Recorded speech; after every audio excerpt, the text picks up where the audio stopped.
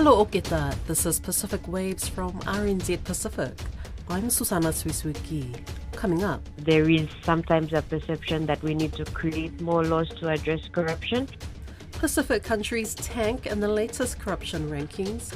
Also, a new report finds more families in New Zealand facing hardships. And it's Super Rugby season.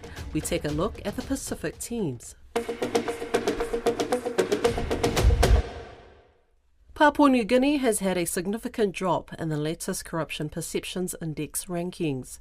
The index, released by Transparency International, has PNG dropping to 142nd of 180 countries, down from 127th in the previous year. Denmark is top ranked with a score of 89, while South Sudan and Somalia are ranked lowest with 9 points. Johnny Blaze with more details about how the four Pacific countries ranked. Solomon Islands raised its CPI performance by a point to 44, in the process lifting 3 places in the rankings to 73rd. Both Fiji and Vanuatu dropped to 49th and 63rd respectively, with Fiji staying level on 55 points and Vanuatu dropping by 3 points. But PNG's drop is the big one. The Chief Executive of Transparency International PNG, Ariane Kasman, says it's disappointing, but they've observed a clear trend since 2012. And what we're seeing really is that the improvements that are made to the CPI happen and then they drop during election every 5 years. And so this unfortunately is saying to us that there isn't enough work being done to strengthen integrity institutions. Ms. Kasman says government must empower the institutions that are mandated to investigate, prosecute and arrest to carry out those functions without political interference. We have not been able to, as a country, enforce our laws. There is sometimes a perception that we need to create more laws to address corruption, but we do have enough laws. We just need to ensure that we're enforcing them. Factors holding PNG back, as noted in the CPI, include a complete lack of successful prosecutions for money laundering in sectors identified as high risk, leadership suspensions in the country's Independent Commission Against Corruption, and widespread abuse of logging permits. But PNG's most pervasive problem is seen as the failings of elections, when the integrity of the democratic process is frequently compromised. Ms. Kasman says the election process must be strengthened. Firstly, it would be making sure that the electoral roll is looked at, that it's made transparent, and that there is proper updating of the electoral roll, because that is really where a lot of the issues that come up during elections first occur. Meanwhile, the Executive Director of Transparency International New Zealand, Julie Haggie, says the NGO has strong chapters in the Pacific who are giving tireless efforts to combat corruption. She says despite the setbacks for the country, the PNG chapter is doing good work. Where they've not only led an anti-corruption coalition in the country, but they've also led the Open Government Partnership along with government and other really important measures. And things are improving for them. The score is a really unfortunate drop. And that's an indication that the government needs to get more serious about implementing the promises they're making. But it's not to say that the civil society aren't putting huge pressure on. Similarly, in the Solomon Islands, they've been looking a lot at things like mining licenses and what's happening to local Indigenous people there. And are they getting a fair go? No, they're not. Ms. Haggie says getting more women into politics right across the Pacific would be a great start. Because I think the women can bring different things to the political table. Just having some steadiness around the political environment. There's so many changes with people crossing the House and crossing parties and changing. We know that stable political system and which the people trust in is the best way of ensuring economic thriving. She says overall there's more awareness about corruption in Pacific Island countries and how it affects people's standard of living. In New Zealand, the Salvation Army is warning that families are starving and is calling on the government to urgently increase food aid. Its latest State of the Nation paints a dire picture of worsening child poverty and unemployment, rising family violence and stubbornly high cost of living pressures. Penny Smith was at the launch of the report. An annual deep dive into Aotearoa's social wellbeing report shows that child poverty is rising, with 156,000 children living in hardship last year. The Director of Salvation Army's Social Policy and Parliamentary Unit, Dr. Bonnie Robinson, says the statistics are getting worse rather than better. We do see that at our front line, particularly at our food banks, where families are coming in and some of those families have got jobs, sometimes several jobs in the household, and it's just not enough. And they're one crisis or one extra need, one doctor's visit, one bit of school uniform away from not being able to afford to feed themselves. The report's co-author, Paul Barber, says there has been an increase in food insecurity at a time when access to government support is being tightened.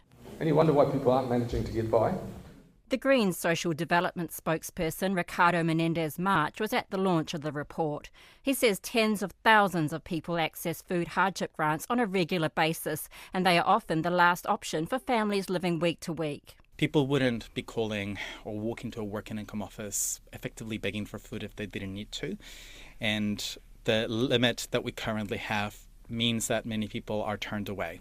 And when you are homeless, when you may be transient in emergency housing, being asked to show receipts and to prove exceptional circumstances when it's clear that you're struggling to make ends meet is simply just not a reality.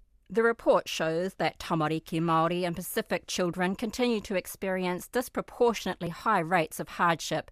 The Salvation Army's Te Ao Māori policy analyst, Charm Kataraina Skinner, says many whānau are dealing with the ongoing effects of colonisation. We have children that are starving, and we have whānau that can't meet their basic necessities, and everybody deserves kai on the table, and I think our frontline workers who work with our most vulnerable would say the same thing too. The report also shows that family violence is now at its highest level since 2018, despite an overall drop in violent crime. Its co-author, Paul Barber, says that's a sign of families under pressure. A lot of the violence is concentrated on a few people who experience multiple victimisations. And it is that need to get down into our communities and see how we can be standing beside families to strengthen them, to address all the multiple pressures that are on families right now.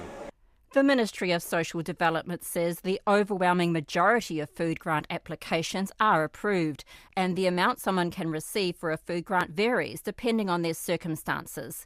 The ministry says any decisions on food grant limits would require legislative change and would be for ministers to make. The government says it knows many people are struggling with the cost of living. In a statement, the Ministry of Social Development and Employment, Louise Upston, says its focus has been on lowering inflation, easing interest rates and cutting taxes. She also points to $15 million in last year's budget to support community food providers, plus school breakfast programs and special needs food grants. The minister would not be drawn on any further funding ahead of this year's budget. Rugby followers should expect another exciting Super Rugby Pacific season this year.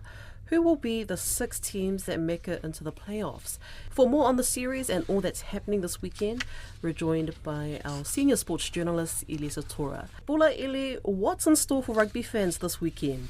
Well, Bula Vinaka, and yes, an exciting weekend indeed coming up for rugby fans as you stated, the Super Rugby Pacific season kicks off. And what better teams to kick that off with than the Highlanders and the Crusaders clashing in Dunedin on Friday afternoon in the opening game. The Crusaders, of course, the defending champions, and they would want to kick off their defense of the title. They convincingly won last year against the Highlanders, and the second game on Friday will see the Reds, the consistent team from Australia in 2025, taking on the Waratahs in Sydney at 9:35. That kicks off the tournament or the competition on Friday, and then of course, apart from the Ndrua taking on Moana Pacifica, the Saturday matches will see the Blues hosting the Chiefs at Eden Park and Western Force taking on Brumbies late Saturday afternoon. So a full weekend of Super Rugby team with 5 games on schedule, and it's going to be exciting, going to be interesting to see just see how the teams fare in the opening game. And there's always going to be lots of room for improvement, and I bet there's going to be more exciting matches with the season kicking off. Absolutely. And just coming back to Moana Pacifica and the Fijian Drua, how important is their clash, and what should fans expect? Well, I can say more than, it's going to be fiery, it's going to be exciting. Clashes between Pacific teams, whether it's in the Pacific Nations Cup or at the World Cup or in one-off test matches between Samoa, Tonga and Fiji are always exciting, fiery, full of physicality, and that's what fans should be expecting on Saturday when these two teams battle in their opening match of the 2026 series. One of the interesting factor that's going to be at play on Saturday is the Fijian Drua are going to be featuring former French international Virimi Vakatawa in midfield. And against him, for Moana Pacifica, is former All Blacks Ngani Laumape, who is also making his debut for Moana Pacifica. That in itself is going to be a clash that a lot of rugby fans would want to follow. Both teams have prepared well over the pre-season. The Drua played the Chiefs up in Tauranga and then played the Fiji selection. The Moana Pacifica went down and played the Highlanders. Both did well in their off-season, playing different players, and now they are ready to clash in their opening game. Both coaches, Glenn Jackson for the Drua and Falonga Tana Umanga for Moana Pacifica, have indicated the teams that they've named on the match 23 squads that they have named are the best available at this time. And it's going to be, as I said earlier, it's going to be a match that is going to be exciting. What will it mean for the two teams? Basically, it will set the stage for how the two teams will fare in the rest of the competition. They do well, that will obviously roll on into the second round and into the other matches in the season ahead. For the Drua, they have said that they will need to keep their winning record at home in Lautoka, at Churchill Park, which they now call their fortress. But, the Moana Pacifica side beat them last year and in 2024. So, interesting, a thrilling encounter, and a very physical matchup it is going to be. All right, best of luck to both Pacific teams. And looking at the other teams, who else are in action and who are your picks to take out the matches? Well, as I said earlier, the Crusaders are going to start their defense of their title, and they will be playing against the Highlanders. The interesting thing is both sides have named very strong match 23 squads with a lot of All Blacks littered across their teams. With the form from the pre-season, the Crusaders should be starting off as hot favourites to win that game. One of the interesting factors for the Highlanders is the return of Timothy Tavatavanawai, who was injured, their co-captain, who was injured while playing for the All Blacks last season. He makes his return to the Highlanders lineup this weekend. The Waratahs take on the Reds also on Friday night, and with the return of Pete Samu for the Waratahs involved in the squad that is playing on Friday night. Then you have the Reds, who also feature their Wallabies squad members. That is going to be another interesting clash. I have my pick on the Reds taking that game out. The Blues against the Chiefs. The Chiefs losing finalists last year. The Blues were champions in 2024. Be an interesting lineup. It's going to be tit for tat, but I'm going Chiefs this weekend, and then the Force and the Brumbies with the veteran James Slipper, who retired from international rugby last year, played his last test match for the Wallabies, but still going on to play Super Rugby, and his Brumbies side will take on the Force. And of course, my money on the Brumbies taking that game out in the first round. Just coming back earlier to what you said about the importance, the significance of the Drua and Moana Pacifica's clash this weekend, how it sets the stage for how they'll fare for throughout the season. How important are the Drua and Moana Pacifica in terms of setups for rugby in the Pacific, especially with the World Cup happening in just over 12 months' time? Yes, indeed. Very interesting to have seen how the Pacific teams have developed. With the Fijian Drua, their input into the Flying Fijians and how they've altered the way things have been for the Flying Fijians has been very impressive. Their players have consistently made the core group of the Flying Fijians over the last 3 seasons, and looking ahead to the 2027 Rugby World Cup, that is where Flying Fijians head coach McBurn will be looking to see how the players in the Ndrua setup are going to be performing. The interesting factor for the Ndrua is, they have some former internationals like Virimi Vakatawa, who played for France, Isaac Finis-Lele-Wasa, who was a Wallaby halfback, and they, would be chasing spots in the Flying Fijians across the competition. Drua perform well, the Flying Fijians perform well. For Samoa and Tonga, they have key players who are in Moana Pacifica, and the Super Rugby competition gives these players the opportunity to perform at that elite level.